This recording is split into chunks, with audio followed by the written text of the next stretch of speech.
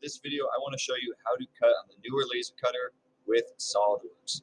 Now, if you just have a vector cut where you're just cutting, the directions up on the wall right here are exactly right. That's all you need to do. If you're doing more, tune in. I'm going to show you a couple of things.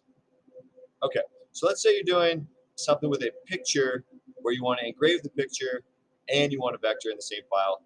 Let me show you how to do that. All right, so I'm going to hit, once I have it ready, I'm going to hit Control-P off the print. Double check your page setup. There's a couple things in here that need to be right. Now, if your sizing matters, maybe you have tabs or something that sizing really matters, you can click Scale 100% and it'll stay everything the exact same size. It's a lot easier if you tell it scale the fit. So in this video, I'm going to show you how to scale the fit. So I'm going to scale the fit, hit OK, and then hit OK.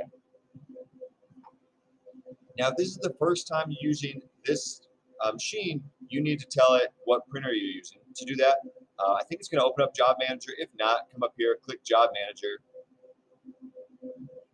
and make sure that your screen says all this information. I'm just going to pause for a second. So this IP address, machine, make sure it says all those things, and then you'll click Save right here. I've already done that, so I don't need to in this video. Okay, so first off, I'm going to zoom pretty far out with the mouse wheel, and notice it just keeps putting our stuff down here. So I'm going to drag it up here. Now, if that's too big, so I'm going to scale it down. I'm going to just move this a little bit. Right now, if I just run it like this, it's just going to engrave everything. I need to tell it to cut that little circle I put in the ellipse, actually, and engrave this. So I can split this file. If I come over here and click Split, so here, the black circle, which is kind of hard to see, if I change this to vector, there you can see that. So this tells it, vector means cut. It's going to cut the circle while engraving this picture. Quick reminder for this machine, we recommend a vector of 10, a power of 100.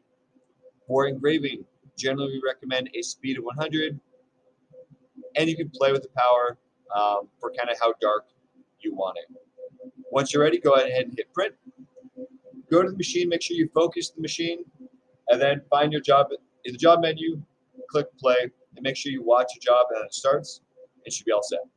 Thanks for watching.